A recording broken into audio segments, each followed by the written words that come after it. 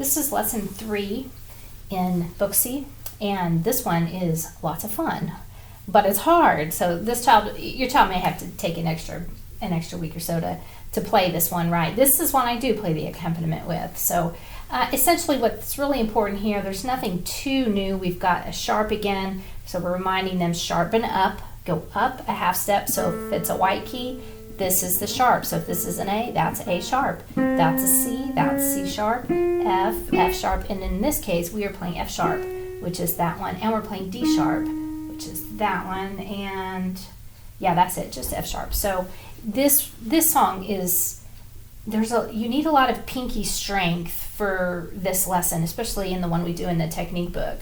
So their hands, if they keep playing it repeatedly, their hands might actually get tired. And if that happens, that's a great thing. Just make sure that their posture looks good with their fingers, so that they've got the right technique going on. So this one, essentially, we want to focus on these half notes, because with mine, we're just a bit off. So this is what it's supposed to sound like.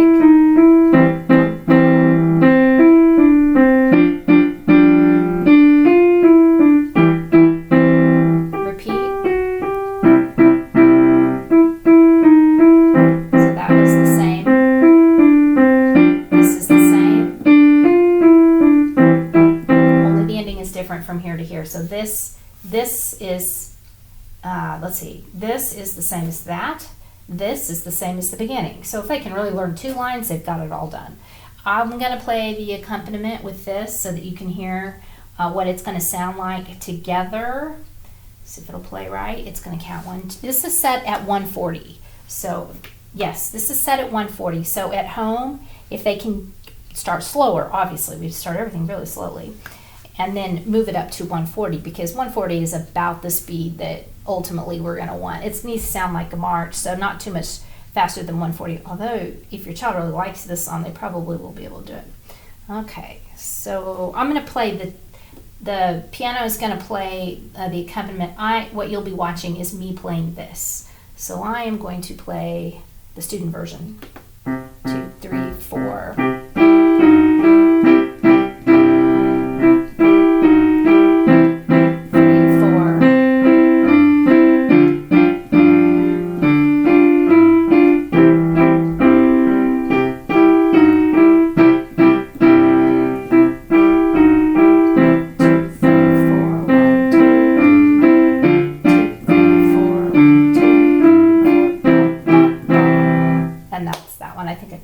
Held that down, its whole notes there, but we want to make sure that they kind of bounce their hands, bounce their arm when they play chords, because we always come off chords a little bit differently than just notes. Okay, that's Money Can't Buy Everything. I'm sure they will like that.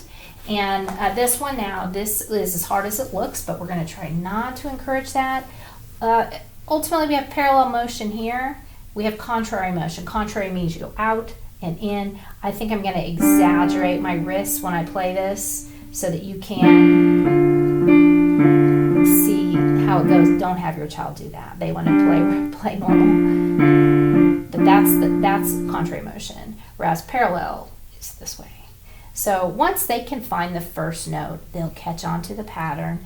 This measure is the same as this measure. That measure is the same as that measure. So if they can just learn one measure, then they repeat it. Okay, the first note's the most important. They can watch their fingering. So we're going to start on C and E, with E on the bottom. Black key. 2, 4, 2, 4, and then different black keys. 4, 2, 4, 2 chords. Okay, so that's really what that is. If to get the pattern, they may have to play one hand at a time. There's the right hand. They start on different notes. That's why it's hard. It's not the same note. And the fingerings are different. So you can't coach them with fingerings or the notes or the names of the notes. And then on the bottom, it starts and it's the higher notes, and here is the lower notes, and those 5 fingers. And that's it for this week.